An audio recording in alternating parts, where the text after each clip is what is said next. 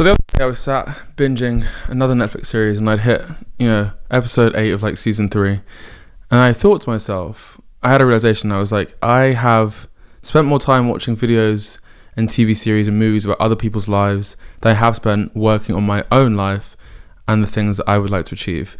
And that was for me quite shocking because I'm scared to even know how many hours I spent watching reality TV and documentaries and series. And I think it's really interesting when you think about how much time we invest into things that are not necessarily giving us anything back. And then I started thinking, what would my life look like if I started spending as much time as I spent watching TV or scrolling on Instagram or on TikTok on myself? How much more would I achieve and how much further would I get? And I think for most people, I'm sure if you actually think about it, the difference would be crazy. And then I decided that I'm going to try and create as much as I consume. So I'm trying to rebalance my life so that as much as I am someone that will consume content, because part of being alive in today's society means that you are just fed media, I'm going to try and make sure that I'm creating as much as I can relative to how much I consume. And I want to be someone who's creating things, if it's writing or it's videos or it's music or it's art, just someone that is actually working on myself, my craft, and putting stuff out there that I like. And I think that mindset shift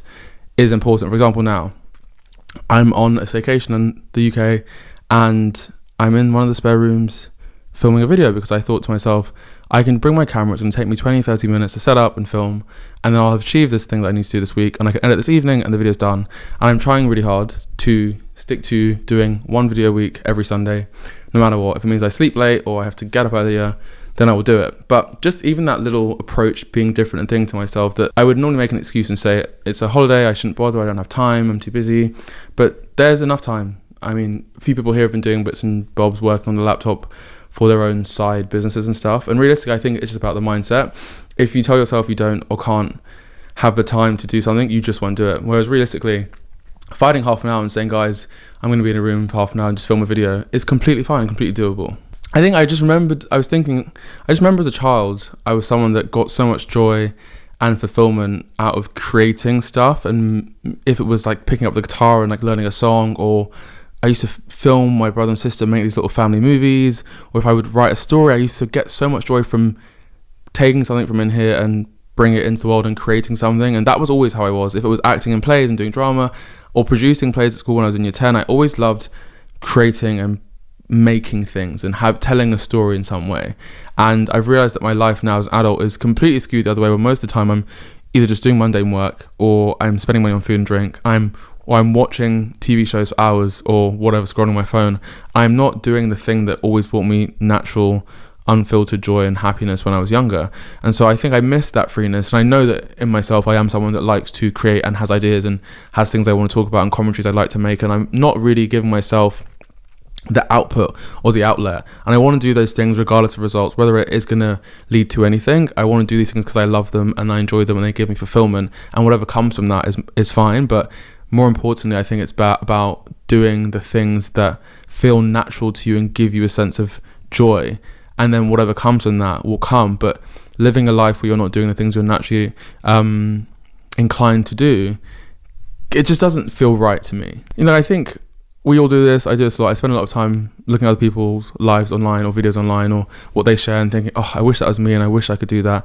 And I start feeling bad about myself for not doing those things, and I consume and I overthink about what it would be like if I was in those positions. And I've said to myself, actually, I need to really challenge that mindset and just telling myself that I am someone who does those things. I am someone who does create and makes things and works on projects and completes things, to kind of gamify and trick myself into believing I am that person.